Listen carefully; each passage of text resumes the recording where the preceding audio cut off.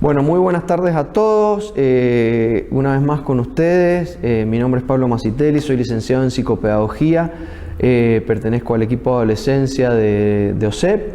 Y en esta oportunidad los vamos a acompañar con un tema que en el contexto de pandemia ha cobrado vital importancia.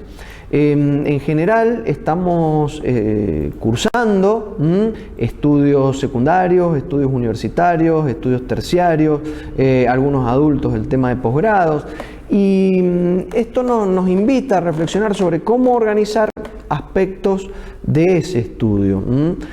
Por eso el tema que nos convoca hoy es la organización de nuestro estudio de manera eficiente. Y aquí largamos con unos datos que nos proporcionan en general los que hacen seguimiento de nuestro sistema educativo, de los resultados de nuestro sistema educativo. En nuestro sistema educativo en la Argentina, si nosotros tenemos en cuenta los chicos que después egresan con algún grado de repitencia o también egresan con algún programa de finalización exitoso o en centros de estudio de adultos, ese porcentaje mejora bastante, casi un 25% más, pero de todas maneras seguimos teniendo un nivel de deserción, un nivel de salida del sistema o de no egreso que es significativo. En el nivel superior, en el nivel universitario, en general egresa el 10% de los alumnos que ingresan. O sea que de 10 chicos que entran a la universidad está terminando uno. Lo que nosotros hemos visto con el tema de la deserción es que pareciera que el nivel educativo, sobre todo el nivel superior, se transforma en un gran laberinto al que tenemos que ingresar y que pareciera que no vamos a poder salir. Entonces en este encuentro lo que vamos a trabajar es el tema de organizarnos para pasar ese laberinto. ¿Por qué? Porque en general, por desconocimiento, se sabe que no llegamos a utilizar el 10% de nuestra verdadera capacidad cerebral. Esto no es, esto que por ahí sale en algunas películas de ciencia ficción, en algún relato fantástico, que si usáramos el 100% de nuestro cerebro nosotros podríamos comunicarnos telepáticamente, mover objetos con la mente. No, nuestro cerebro funciona al 100% permanentemente, no descansa nunca. Durante toda nuestra vida el cerebro está activo, funcionando en el 100% de su capacidad. Lo que ocurre es que nosotros lo usamos mal, sobre todo al momento de estudiar, al momento de aprender. Y ese mal uso hace que perdamos a veces el 90% del potencial que nosotros tenemos para aprender mejor. Vamos a tratar de armar a través del conocimiento de los elementos que tienen que ver con nuestra inteligencia, ¿sí? Estrategias que nos permitan a nosotros organizarnos de tal manera de que el uso de nuestro potencial cognitivo sea mucho mayor. Por eso nos vamos a tomar un tiempo para unir las piezas de ese rompecabezas y hacer que nuestro cerebro funcione de la mejor manera posible al aprender. ¿Por qué es eso? Porque todos tenemos la capacidad de mejorar nuestro potencial de aprendizaje. Todos podemos saltar ese laberinto. Todos podemos sortear los obstáculos que nos propone el sistema educativo, mejorando nuestras habilidades de aprendizaje para poder tener mejores resultados. En esa idea vamos a hablar de un tipo de estudiante que vamos a llamar estudiante inerte. Inerte significa que no tiene vida. Por eso la imagen, ¿no?, del esqueleto asociado con la ausencia de vida. Un estudiante inerte es aquel estudiante que tiene algunas características que hacen que su aprendizaje no sea dinámico, no esté vivo, no se mueva, ¿sí? ¿Cuáles son esas características? Primero, la lentitud. Son estudiantes que ocupan mucho tiempo en aprender un contenido. Terminan una lectura y no recuerdan cómo empezaba, ¿sí? deben releer varias veces el texto para recordarlo, ¿no? Algunos que tratan de hacer las cosas de una manera mejor realizan resúmenes y resúmenes de esos resúmenes. Cuando el resumen es una técnica de estudio que ocupa mucho tiempo y que muchas veces es improductiva. Cuando logran aprender, después de una semana, capaz que no recuerdan lo que habían estudiado. Entonces, tienen una característica que podemos empezar a pensarla, a ver si nos pasa esto. Tienen la característica de que ocupan mucho tiempo en aprender y muy poco tiempo en olvidar. Esa combinación de excesivo tiempo en el proceso de aprendizaje y de muy corto tiempo en el proceso de olvido complica mucho al estudiante, sobre todo en el nivel superior, en el nivel terciario y en el nivel universitario. En contraste con el estudiante inerte encontramos el estudiante dinámico. Es un estudiante que, resignifica y modifica todas esas características negativas que vimos recién y en definitiva logra aprender mucho contenido en poco tiempo. Por supuesto tenemos que elegir entre uno de los dos. Bueno, vamos a elegir ser el estudiante dinámico y en esa elección del estudiante dinámico vamos a darles algunos elementos para decir, bueno, ¿cómo hacemos? ¿Sí? Porque pareciera muy fácil elegir uno de los dos, pero a la hora del cómo podemos encontrarnos medio a la deriva. Vamos a trabajar entonces en el cómo un objetivo principal. El objetivo de conocer la manera en la que aprendemos. Y a partir de conocer la manera en la que aprendemos, vamos a generar hábitos y vamos a lograr lo que se llama un estudio eficiente. Este conocimiento de la manera en la que aprendemos se llama metacognición. La metacognición es saber, poder mirarnos, ¿sí? Poder mirar nuestros procesos de aprendizaje y a través de ese conocimiento, de esa metacognición, poder mejorarlos. Y aquí vamos a empezar a trabajar el concepto de el triple proceso que implica el aprendizaje. El aprendizaje tiene tres momentos centrales, tres momentos cuya importancia es determinante a la hora de lograr, ¿sí? Una buena comprensión, una buena asimilación de un conocimiento determinado. Inicialmente tenemos un proceso de entrada de la información. En ese proceso de la entrada de la información, la información que nos rodea llega a nosotros e ingresa en nuestra inteligencia a través de los sentidos. En general, vista y oído son los sentidos principales que juegan en el proceso, y después olfato, tacto y gusto participan de una manera también con protagonismo, pero con un protagonismo menor, podríamos decir. Salvo que alguno de los otros dos principales, vista, oído, esté afectado. Y ahí en general olfato, tacto y gusto cobran un protagonismo superior para compensar la dificultad o la falta de alguno de los otros dos. Pero lo principal que nos va a importar a nosotros es que el proceso de entrada de la información se hace por los sentidos y que si ese proceso de entrada no está ordenado, la información no ingresa. Y si la información no ingresa, no se puede llevar a cabo el segundo momento del proceso de aprendizaje, que es el momento en donde el cerebro pone en juego todas sus funciones, desde lo neurológico, para procesar la información. En ese procesamiento de la información actúan sobre todo todas las habilidades de razonamiento, de comprensión, y empieza a actuar la memoria. Esos contenidos que quedan guardados, ¿sí?, en la memoria de largo plazo, que en algún otro taller hemos charlado también, después son usados, en el caso del estudiante en general, para rendir un examen, para resolver una tarea determinada, y en la vida cotidiana para salir con éxito de las situaciones que nos plantea resolver la cotidianeidad. Y ahí entramos en el tercer momento del proceso de aprendizaje, que tiene que ver con la salida de la información.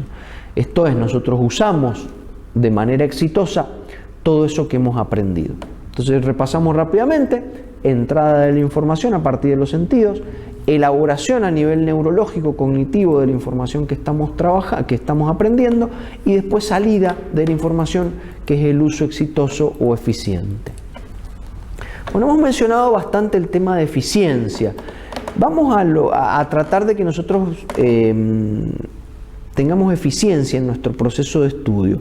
La eficiencia es un concepto que viene de la física, ¿sí? De la ciencia de la física, de la ciencia dura.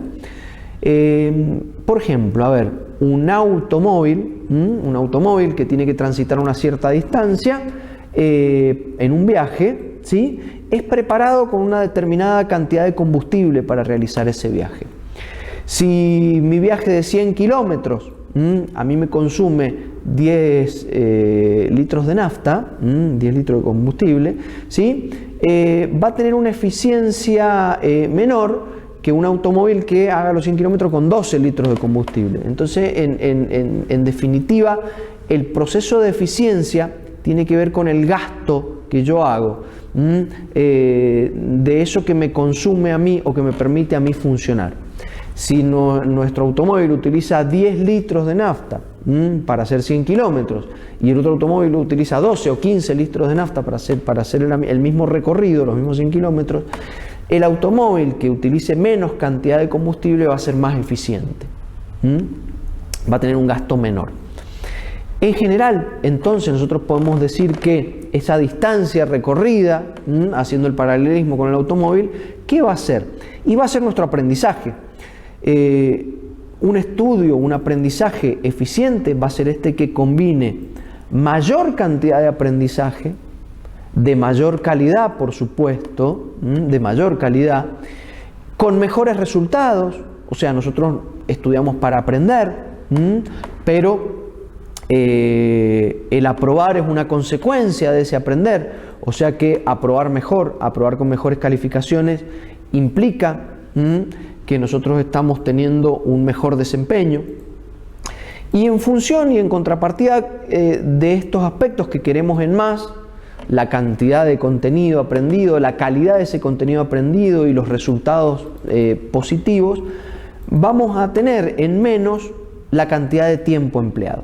Entonces, el concepto de eficiencia va a implicar aprendizajes de mayor calidad, en mayor cantidad y con mejores resultados, en un menor tiempo posible. Por eso ponemos en el denominador de esta división el tema del tiempo.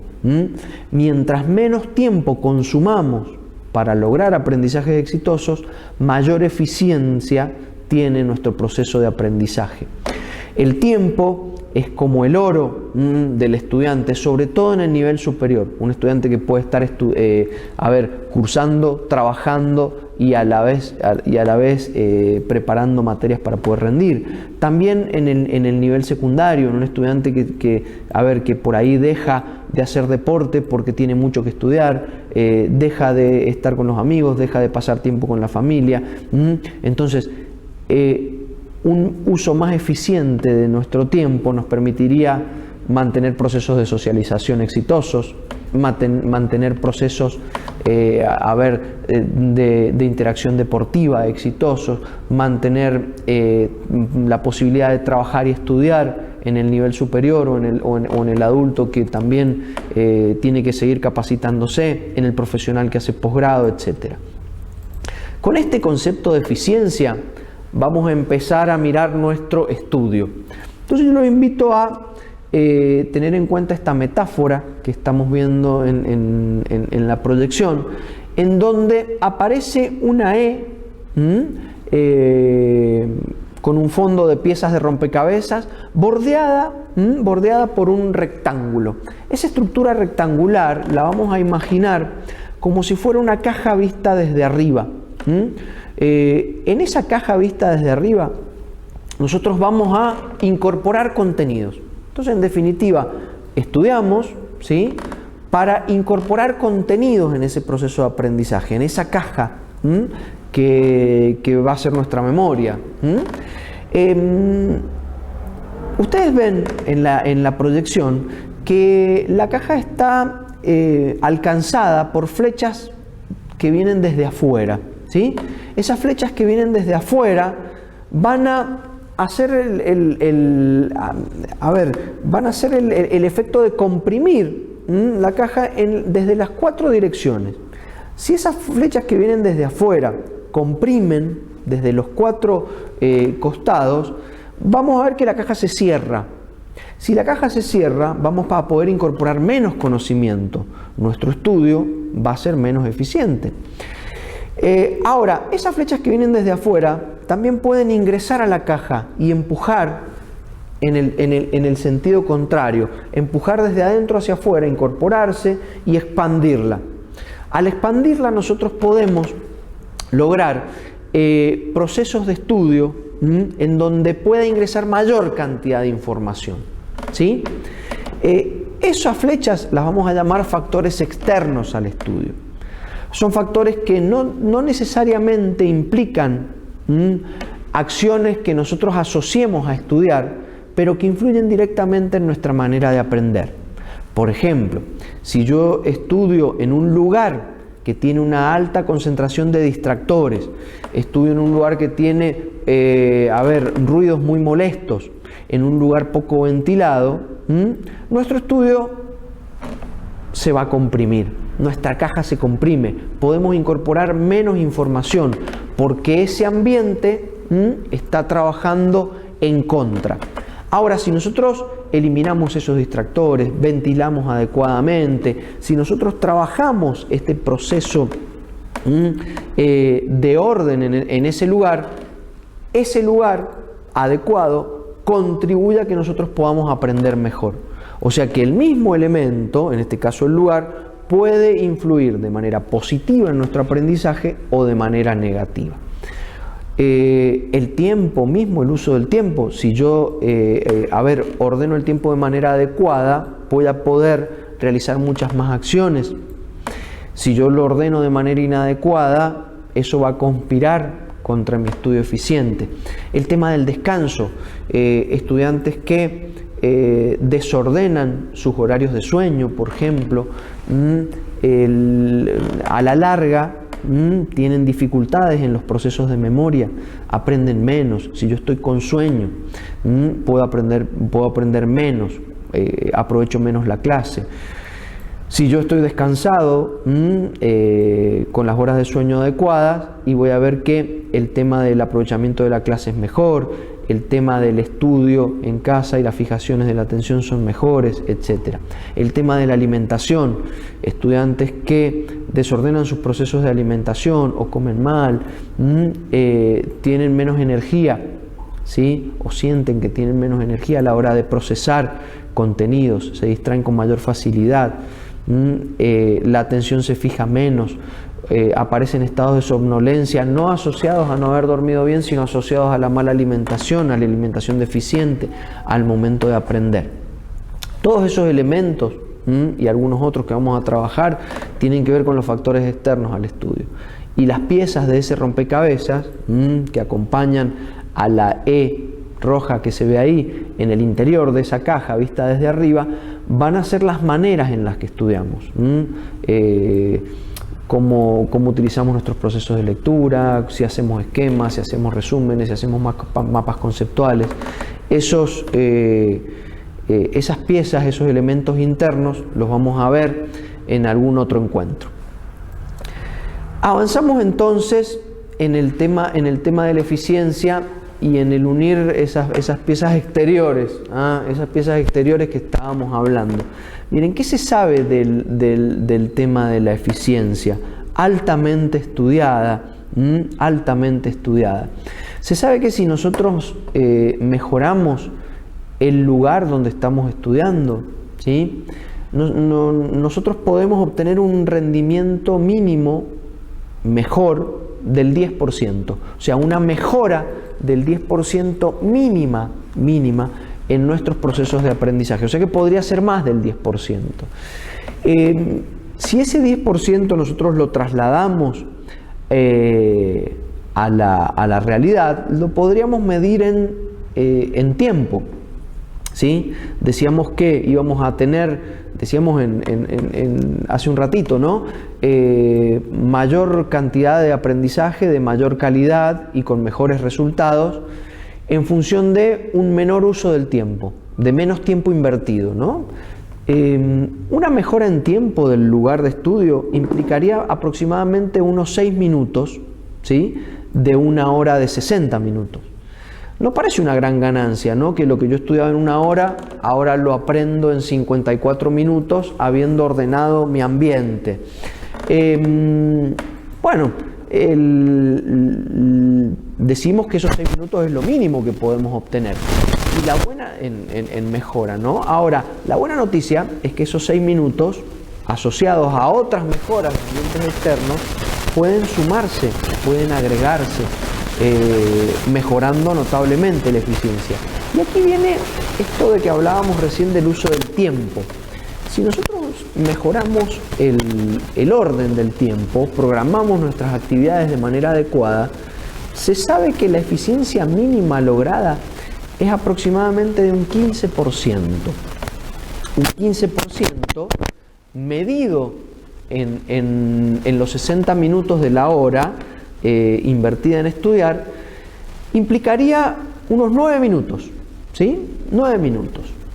Ahora, si yo digo, bueno, ordeno mi lugar de estudio, lo adecuo de una manera que me permita aprender mejor y programo mi tiempo de estudio. Por el lugar yo gané 6 minutos mínimo y por el tiempo gano 9 minutos mínimo.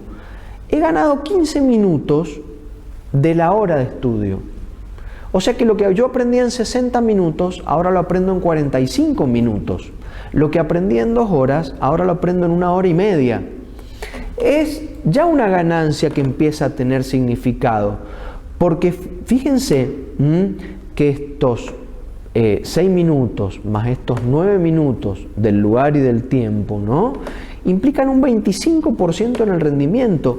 Un 25% ya nos dice que lo que yo aprendí en 4 días, ahora lo aprendo en 3. Lo que yo aprendí en 4 semanas, ahora lo aprendo en 3.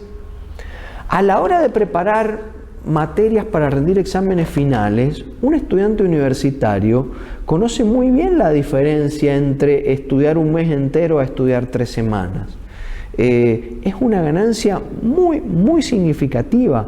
Solo ordenando estos 2 elementos que vamos a trabajar en un rato. Ahora fíjense esto, si yo mejoro mi actitud hacia el estudio, ya vamos a hablar del tema de la actitud, pero el tema de la actitud tiene que ver con la motivación, con las ganas con las que yo me embarco en los procesos de aprendizaje. Y estas ganas no tienen que ver solo con ponerte las pilas. Como me dicen siempre, ponete las pilas, ponete las pilas, o lo que le decimos a los estudiantes. Bueno, el asunto es cómo ponerse las pilas, porque esto no es, bueno, yo ahora quiero de repente, no. Hay que trabajar la voluntad y la motivación con estrategias adecuadas que a mí me permitan mejorar la actitud. Ya lo vamos a ver también en un rato. Esta mejora de la actitud implica una ganancia mínima de eficiencia de un 20%, o sea que podría ser más de un 20%. Si trasladamos eso a minutos de 1 hora, 20% son 12 minutos de ganancia. O sea que si yo mejoro el lugar de estudio, gané un 10%, 6 minutos. Mejoro los tiempos de estudio, los programo, gano un 15% de eficiencia mínimo, son 9 minutos.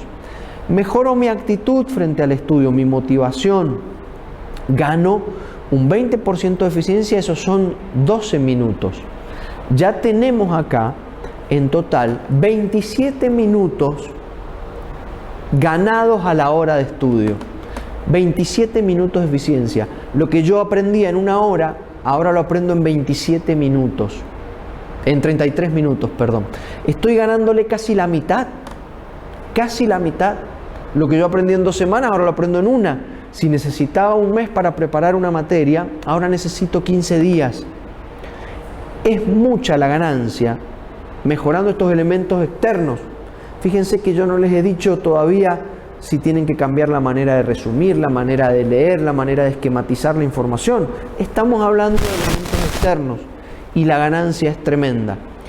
Y si yo aprovechara la clase, cursara de manera activa, dijera que hago un propósito fuerte de no faltar. Muchas veces el estudiante secundario tiene que ir a clase, ¿no es cierto? Pero el estudiante universitario a veces no. Entonces prefiere quedarse en casa a estudiar el contenido que aprovechar la clase. Una mala elección, porque un aprovechamiento adecuado de la clase me implica una ganancia mínima de eficiencia de un 30%. Un 30%, son 18 minutos más de una hora. Ahora, si yo sumo la eficiencia del lugar, la eficiencia del tiempo, la eficiencia de la actitud y la eficiencia del aprovechamiento de la clase, tengo una mejora global de un 75%. Son 45 minutos ganados a una hora de estudio. Lo que yo aprendí en una hora, ahora necesito 15 minutos para entenderlo, procesarlo, memorizarlo, aprenderlo. Es muchísima la ganancia, es muchísima la ganancia. Por eso yo los invito ahora a que empecemos a trabajar en ordenar esos elementos de los que yo les he hablado para poder obtener esta ganancia concreta. Empecemos por el lugar de estudio. Es importante que nuestro ambiente de estudio, que el lugar donde nosotros vamos a estudiar, tenga algunas características que lo hagan amigable al proceso de aprendizaje. Lo primero que tenemos que saber es que tiene que ser un lugar ordenado, ¿sí? El orden implica que yo pueda tener a mano lo que necesito para estudiar y baja muchísimo la presencia de distractores. Los distractores son aquellos elementos que hacen que yo traslade mi atención del texto o el contenido que tengo que procesar a un elemento externo, ¿sí?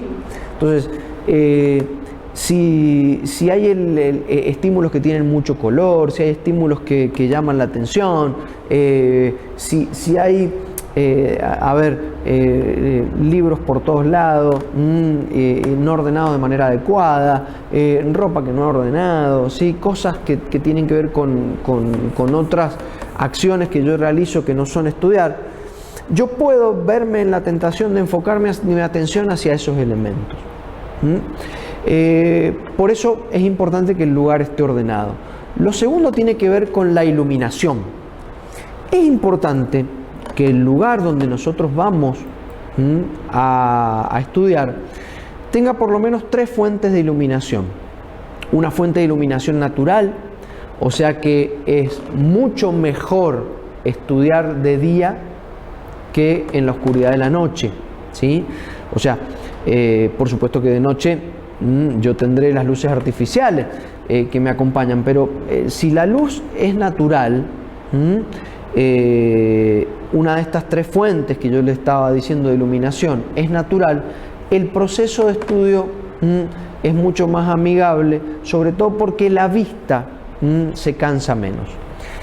Ahora, si yo no tengo otra opción, porque por mis horarios generales, ¿sí? Pueden ser horarios de cursado, horarios laborales, yo no puedo estudiar en otro momento que no sea de noche, bueno, ahí es importante que las 2 fuentes restantes sean fuentes eficientes, ¿no? Artificiales. Entonces yo decía, bueno, una fuente natural. Entonces es importante estudiar, ¿sí? De día, permitiendo que ingrese la luz del sol. No de manera directa, ¿sí? Que el sol dé directamente sobre el contenido que estoy estudiando, sobre nuestra vista, porque eso produce molestias que alteran el proceso atencional. Vamos a las fuentes artificiales. Una fuente artificial importante es la que viene del techo de la habitación en donde nosotros estamos trabajando. Es importante que esa fuente de iluminación sea lo que se llama luz blanca, no luz cálida. Fíjense que cuando ustedes eligen por ahí la iluminación de un ambiente, nosotros podemos optar en general cuando elegimos, ¿sí?, el foco que vamos a poner entre luz blanca o luz fría, ¿sí?, o luz cálida. La luz cálida es esa luz que tiene un tono más amarillento. Esa luz no es buena para el proceso de estudio, es mucho mejor la luz blanca. Y si puede ser dentro de la luz, de la luz blanca, la que es llamada luz de día, mucho mejor, ¿sí? Ahí en la pantalla ustedes pueden ver un foco azul. Se muestra ese color porque antes, cuando venían las lámparas incandescentes, era una lámpara que era azul, y cuando iluminaba en un tono que era muy parecido a la luz del sol. No iluminaba de manera azul, sino en un blanco muy parecido a la luz solar. Y después la lámpara de escritorio. La lámpara de escritorio es importante que sea una lámpara en general de brazo que me permita a mí poner la fuente de iluminación por debajo de la línea de la vista. Si la fuente de iluminación está por encima de la línea de la vista, yo corro el riesgo de que la luz me dé directamente en los ojos, y esa luz que da directamente en los ojos cansa la vista y no permite un uso adecuado de las funciones atencionales. Entonces esa luz del escritorio también es conveniente que sea en un foco de poco voltaje, que transmita poca intensidad. Un foco de los equivalentes a los de 100 voltios de antes, ¿sí? Es un foco que no nos sirve para la iluminación del escritorio. Ese tiene que ser un voltaje de menor intensidad para que no encandile. Lo otro que tiene que ver con el tema del lugar, tiene que ver con el tema de la posición. El tema de la posición que nosotros ocupamos al estar sentados frente al texto de estudio. Es importante que nosotros estudiemos lo más cómodos posibles, pero también teniendo algunos recaudos respecto de la comodidad. Es mucho mejor estudiar en mesa y silla que estudiar en una cama o en un sillón, ¿sí? Estudiar en la mesa y en la silla me permite a mí tener una posición adecuada respecto de la espalda. La espalda tiene que permanecer de manera recta, ¿sí?, formando un ángulo de 90 grados con las piernas, y también manteniendo un ángulo de 90 grados en lo que tiene que ver con el ángulo que forman las rodillas, ¿sí? Estos ángulos rectos me van a permitir una mejor irrigación del cerebro. Un cerebro mejor irrigado es un cerebro que está mejor oxigenado y es un cerebro que recibe mayor cantidad de nutrientes que puede procesar para utilizar mejor las funciones de la inteligencia. Oxígeno y nutrientes llegan al cerebro a través de la sangre. Por eso es importante una adecuada posición, porque esa posición me permite a mí lograr una mejor irrigación.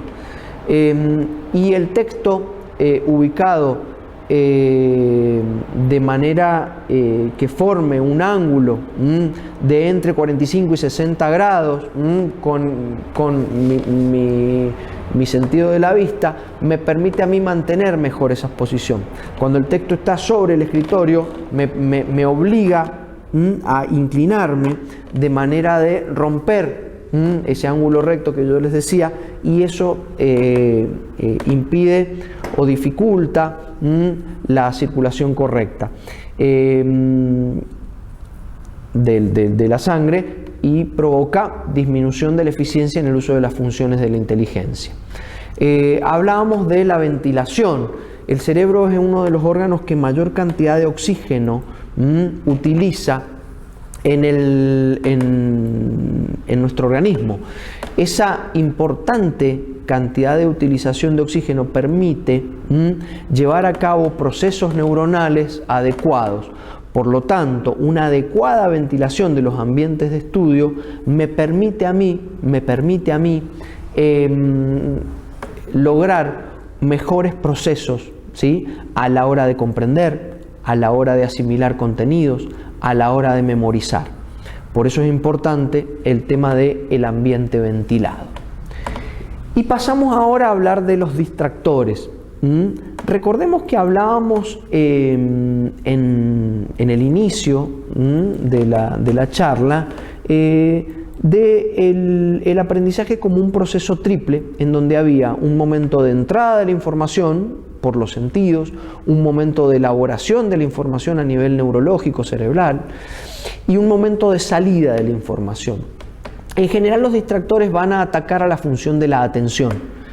La función de la atención es una función de la inteligencia que tiene un gran protagonismo en los momentos de entrada de la información.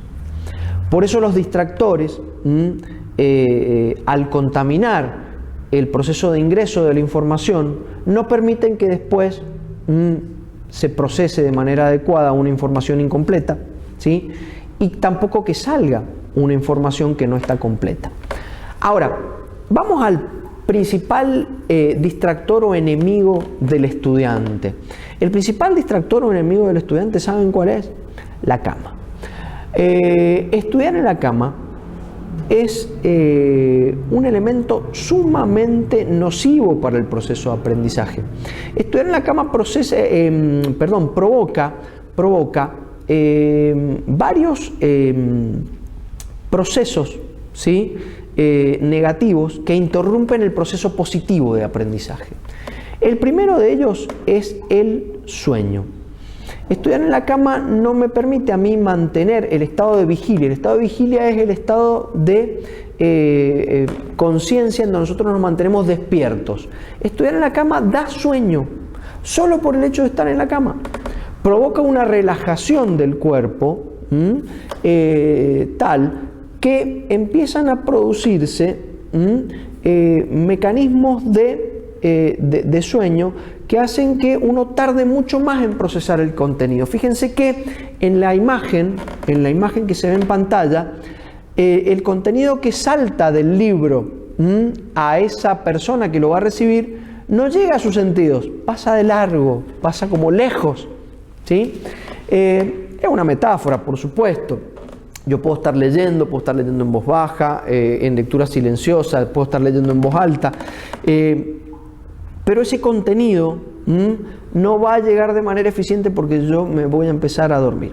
Lo otro que provoca también es la necesidad constante de cambiar de posición.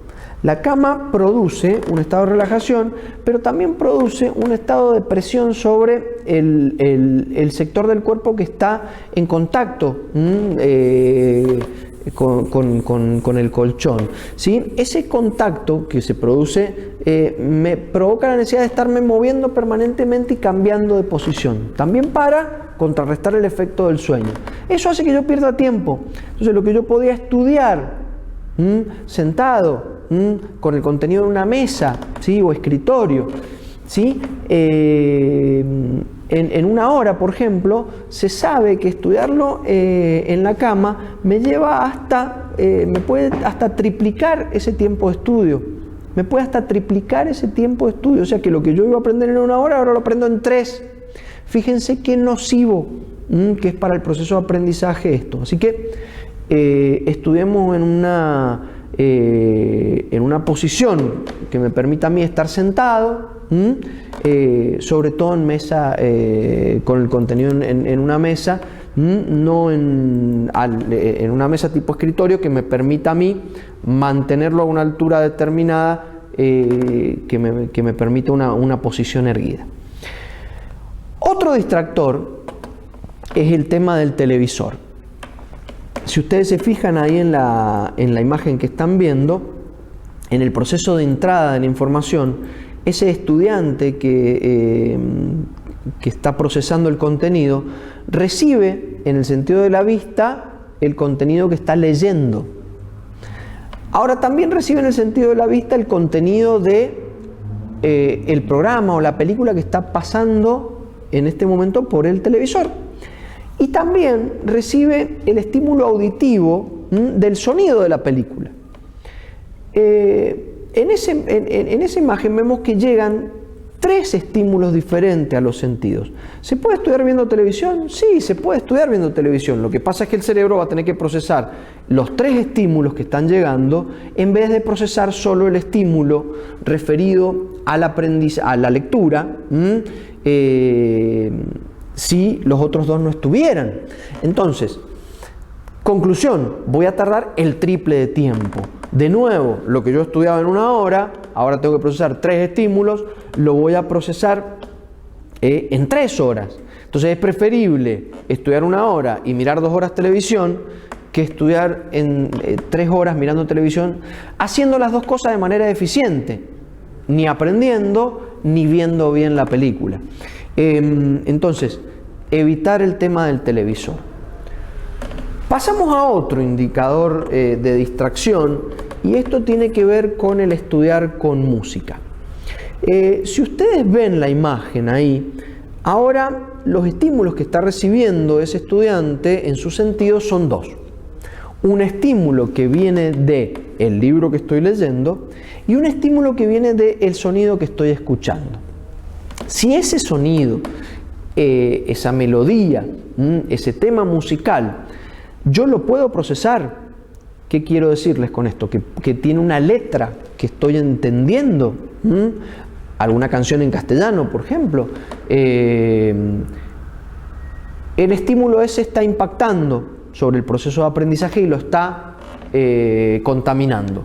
O sea que yo tengo que procesar 2 estímulos, por lo tanto voy a tardar el doble de tiempo en aprender el contenido. Lo que yo estudié en 1 hora lo voy a estudiar en 2 horas. Ahora, si ese estímulo que yo estoy escuchando no es comprendido por el cerebro, lo que puede producir es un efecto de refuerzo atencional. Hay muchos estudiantes que estudian con música y que me dicen en la consulta, por supuesto, mire, yo estudio con música y me sale bien, puedo aprender. Lo que pasa es que la música que le están escuchando no es una música que el cerebro esté procesando. Es un tema instrumental, ¿sí? O está en un idioma que yo no comprendo. Y por sobre todo es un tema que tiene una baja frecuencia, ¿sí? No es un tema que esté a altísimo volumen con un ritmo acelerado, sino es un ritmo de baja frecuencia. Entonces, cuando la música es instrumental o en un idioma que yo no comprendo, ¿sí? O es lenta también, cuando junta esas características, ¿sí? Un lento en inglés, por ejemplo, ¿sí? O una música instrumental, eso puede servir de estímulo reforzador de la atención, o un estímulo que me condiciona. ¿De dónde viene esto? Esto tiene su fundamento en los estudios de un científico ruso llamado Pavlov, que en el siglo XIX empezó a estudiar algo que se llama el condicionamiento operante. Pavlov experimenta el tema de condicionar una conducta determinada a través de un estímulo que no tiene que ver con esa conducta. Pavlov hace una experiencia con su mascota, Pavlov con su perro concretamente, ¿no? Pavlov observa que cada vez que él le mostraba el plato de comida a su perro sacaba la lengua haciendo el gesto, ¿sí? De que se preparaba para comer. Sacaba la lengua y babeaba concretamente, ¿no? Y esto Pavlov veía que el perro lo realizaba cada vez que él le mostraba el alimento. En un momento Pavlov hace sonar una campana, su perro dirige la atención hacia él, pero no provoca la otra respuesta conductual, la de sacar la lengua, preparándose para comer. Con el tiempo, Pavlov empieza a hacer sonar la campana al mismo momento en que le presenta el plato de comida, ¿sí? Y veía que el perro sacaba la lengua y babeaba, pero en realidad porque iba a comer, porque veía el plato de comida, no por el sonido de la campana. En un tercer momento de la experiencia, pasado un tiempo de haber mantenido estos 2 estímulos juntos, el plato de comida junto con la campana, Pavlov solo hace sonar la campana y ve que su perro enfoca la atención en él, saca la lengua y babea, sin estar presente el plato de comida.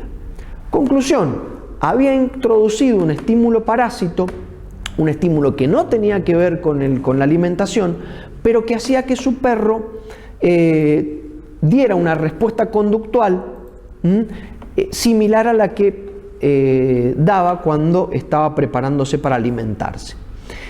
Esto se llama condicionamiento operante. Nosotros podemos incluir un estímulo externo que no tiene necesariamente que ver con nuestro proceso de estudio, que me permite a mí enfocar la atención. Y en este sentido, la música, instrumental, lenta o en un idioma que yo no conozco, puede servir como la campana de Pavlov, puede hacer que nuestra atención se fije en el estudio de una manera más eficiente. Por eso nos pasa que usamos en general un estímulo como el distractor de la música, que no está recomendado y nos da un resultado que percibimos satisfactorio. Bueno, si eso les da resultado, háganlo, ¿sí? Pero lo ideal es estudiar en silencio. Pasamos a otro gran distractor de nuestra época, que es el tema del celular. El tema del celular o la pantalla de la computadora con mensajes que me están llegando, el mail, etcétera, ¿sí? Se ha convertido en un enemigo de primera línea del estudio eficiente. Imaginemos que nosotros estamos por encarar un proceso de estudio de un contenido de una página determinada, y leemos y alguien constantemente nos habla o nos pregunta si estamos bien, si necesitamos algo, ¿sí? Esa distracción constante hace que no podamos fijar la atención y no podamos leer el contenido, ¿no? El celular hace eso, ¿sí? El celular viene a invadir el proceso de aprendizaje, de nuevo, con un estímulo que yo tengo que ver, con un estímulo que puede ser escuchado si tengo que escuchar un audio, y es peor que el televisor porque es un estímulo que implica que yo interrumpa lo que estoy haciendo para leer el mensaje, interrumpa lo que estoy leyendo de contenido de estudio para escuchar el audio que me llegó por WhatsApp, interrumpa lo que estoy haciendo para ejecutar la acción de comentar sobre un estado determinado, sobre una publicación que otra persona ha hecho. Esa interrupción provoca automáticamente un retroceso en la lectura del contenido de estudio. O sea, yo leí 3 renglones, interrumpo para contestar un chat, ¿sí? Y tengo que volver a leer de nuevo los 3 renglones. Los leo de nuevo, avanzo un renglón más o 2 renglones más, llega un mensaje, interrumpo eso para ver el contenido del mensaje de texto, no lo contesto, vuelvo a estudiar, yo tengo que volver a leer esos 2 renglones que había leído inicialmente. Eso se ha comprobado que llega hasta quintuplicar el tiempo que un estudiante tarda en aprender un contenido, 5 veces más. O sea que lo que yo tenía 1 hora sin el celular para estudiar, mirando el celular permanentemente, lo hago en 5 horas ahora. Es muchísimo el tiempo que yo pierdo. Lo que hay que hacer aquí es tratar de, contrarrestar el efecto ese de necesidad de mirar el teléfono, de necesidad de mirar el chat, etcétera, con intervalos de estudio ordenados. Y ahí entra enseguida cómo vamos a empezar a ordenar el tiempo. Los intervalos de estudio a mí me permiten apagar el teléfono una cantidad de tiempo determinada, aproximadamente unos 40 minutos. Esa cantidad de tiempo determinada, unos 40 minutos, se sabe que en general me permite a mí controlar la ansiedad de estarlo mirando permanentemente, ¿sí? Ese control de la ansiedad en esos 40 minutos hace que yo pueda usar bien la atención. Esos 40 minutos son el tiempo en que uno a veces realiza otra actividad, puede mirar televisión, puede estar dándose una ducha, ¿sí? Y no son acciones en donde uno está con el teléfono, Entonces, bien, el manejo de la ansiedad que provoca el celular necesita que yo divida los intervalos de estudio en tiempos aprovechables de atención, hasta que lo empiece a controlar un poco más y pueda extender esos tiempos de los 40 minutos, de media hora, 40 minutos a una hora aproximadamente, una vez que me acostumbro a tenerlo apagado durante el momento de estudio. Y después hago un recreo de unos 10-15 minutos en donde yo puedo mirar los mensajes que han llegado, leer el chat, responder, hacer algún comentario, ver si me llegó algún mail, responderlo, etcétera, sin ningún problema, porque no ha habido, en ese tiempo yo puedo responder a las situaciones que me puedan haber planteado. Bien, otro distractor que aparece mucho en el adolescente, en el estudiante universitario, es el tema del videojuego, la famosa PlayStation. Los juegos de video provocan, fíjense en la imagen ahí, la aparición en general del proceso de estudio como si me pusieran una pared. Entonces no puede llegar nada de información, ¿sí? No puede llegar nada de información. La información rebota en esa pared y se va. ¿Por qué hacemos la comparación con la pared, etcétera? En general los juegos de video tienen estímulos que llegan a los sentidos con una altísima intensidad, son estímulos muy intensos, de colores muy fuertes, de sonidos muy fuertes, a una alta frecuencia. Son estímulos que aparecen uno detrás del otro con gran velocidad. Esa alta velocidad implica una altísima frecuencia, o sea, me llegan estímulos muy variados y muy intensos. Eso hace que el cerebro entre en una dinámica para dar respuesta a esos estímulos, porque esos estímulos implican un proceso de elaboración y una salida motriz en el manejo del control, en el manejo de la respuesta que yo tengo que dar para lograr con éxito el videojuego, para hacer con éxito el videojuego, implican una altísima carga neuronal, ¿sí? Para poder dar una respuesta adecuada. Eso provoca una excitación, un nivel de funcionamiento que se mantiene después en el tiempo. O sea que si yo estoy jugando a los videojuegos, dejo de jugar al videojuego y me pongo a estudiar un contenido de historia, esa inercia que yo traigo del estímulo de alta velocidad y de alta intensidad contrarresta con un estímulo de muy baja intensidad, como es leer la página de un libro, y de muy baja velocidad también, que tiene que ver con una lectura corriente, en donde la vista va procesando el contenido.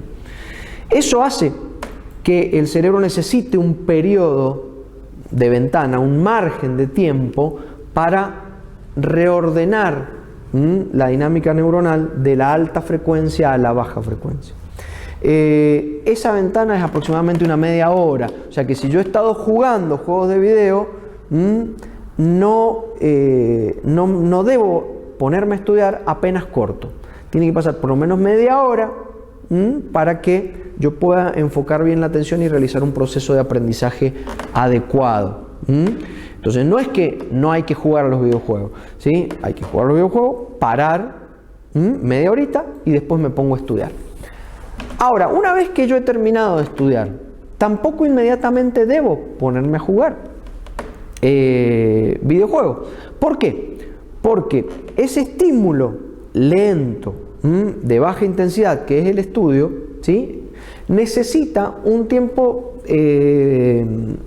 también para ser asimilado en la memoria de corto plazo, ¿sí? De una manera de no ser corrido por el estímulo nuevo de alta intensidad, que sería ponerme a jugar con el videojuego. Esto hace que yo necesite otra media hora para que el contenido termine de asentar en la memoria y no sea desplazado por la entrada abrupta de ese contenido de alta intensidad y alta frecuencia. Entonces, en definitiva, para el uso de videojuegos, esperar media hora después de haber terminado de jugar para comenzar a estudiar y después esperar media hora después del proceso de estudio para volver a utilizarlos. Bien, Pasamos a otro elemento, ¿sí?, que tiene que ver con el uso del tiempo. Pasamos a un elemento que tiene que ver con el uso del tiempo. Fíjense que cuando hablábamos del tema de televisión, del tema de música, del tema de celular, del tema del videojuego, hemos incorporado el tema de los periodos de estudio. En definitiva, cuando hablamos de organizar el lugar de estudio, repasemos rápidamente, ordenamos el tema de iluminación, el tema de ventilación, el tema de la posición y el tema de evitar los distractores, como decíamos, el tema de la cama, el tema de la televisión, el tema de la música y el tema de la PlayStation. En definitiva, ¿dónde estudiar? Es importante que el lugar elegido sea un sitio austero, sin estímulos sensoriales. Estímulos sensoriales son esos que impactan en mis sentidos, desprovisto de estímulos sonoros de alto volumen, o visuales de altísima intensidad. Una biblioteca es el lugar ideal, pero si no, una habitación, ¿sí?, en donde nosotros podamos tener la posibilidad de jugar con ordenar todo esto. Bien, hasta aquí vamos a trabajar hoy con el tema de estos factores que tienen que ver con el lugar de estudio. La próxima vez que nos encontremos vamos a trabajar con los 3 elementos que quedan para el uso eficiente que estamos planteando. O sea que en el próximo encuentro trabajaremos el uso del tiempo, el tema de la actitud y el tema del aprovechamiento de la clase. Les dejo un saludo, vamos a estar un rato contestando sus consultas. Y bueno, un saludo cordial y nos vemos la próxima.